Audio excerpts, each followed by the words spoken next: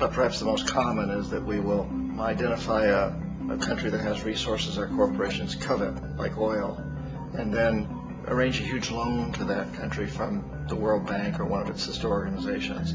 But the money never actually goes to the country. Instead, it goes to our big corporations to build infrastructure projects in that country, power plants, industrial parks, ports, things that benefit a few rich people in that country, in addition to our corporations, but really don't help the majority of the people at all. However, those people, the whole country is left holding a huge debt, and such a big debt they can't repay it, and that's part of the plan, that they can't repay it.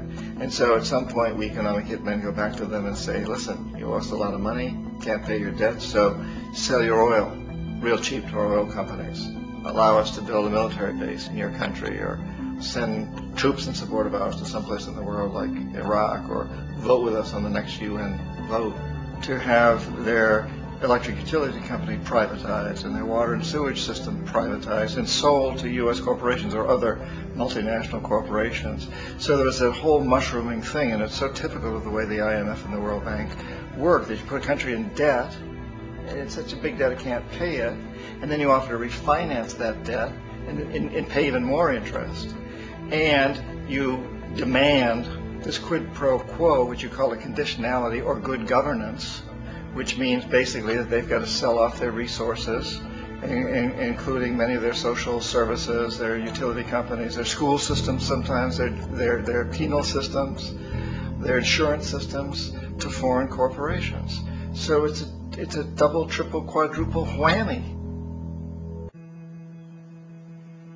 Ecuador for many, many years had been ruled by pro-U.S. dictators, often relatively brutal. Then it was decided that they were going to have a truly democratic election. Jaime Roldos ran for office, and his main goal, he said, as president would be to make sure that Ecuador's resources were used to help the people. And he won, overwhelming, by more votes than anybody had ever won anything in Ecuador. And he began to implement these policies to make sure that the profits from oil went to help the people. Well, we didn't like that in the United States. I was sent down as one of several economic hitmen to change Roldos, to corrupt him, to bring him around, to let him know, okay, you can get very rich, you and your family, if you play our game, but if you continue to try to keep these policies you've promised, you're going to go. He wouldn't listen. He was assassinated. As soon as the plane crashed, the whole area was cordoned off. The only people allowed in were U.S. military from a nearby base and some of the Ecuadorian military. When an investigation was launched, two of the key witnesses died in car accidents before they had a chance to testify. A lot of very, very strange things that went on around the assassination of Jaime Roldos. I, like most people who've really looked at this case, have absolutely no doubt that it was an assassination. And of course, in my position as an economic hitman, I was always expecting something to happen to Jaime, whether it be a coup or assassination, I wasn't sure, but that he would be taken down because he was not being corrupted. He would not allow himself to be corrupted the way we wanted to corrupt him. And in that way, we've really created an empire, but we've done it very, very subtly. It's clandestine. All the empires of the past were built on the military, and everybody knew they were building them. So the British knew they were building them, the French, the Germans, the Romans, the Greeks. And they were proud of it, and they always had some excuse, like spreading civilization, spreading some religion, something like that. But they knew they were doing it. We don't. The majority of the people in the United States have no idea that we're living off the benefits of a clandestine empire, that today there's more slavery in the world than ever before. And in a way, our government is invisible a lot of the time, and its policies are carried out by our corporations on one level or another. And then again, the policies of the government are basically forged by the corporatocracy and then presented to the government. They become government policy. So it's an incredibly cozy relationship. This isn't a conspiracy theory type of thing. These people don't have to get together and plot to do things. They all basically work under one primary assumption, and that is that they must maximize profits regardless of the social and environmental costs.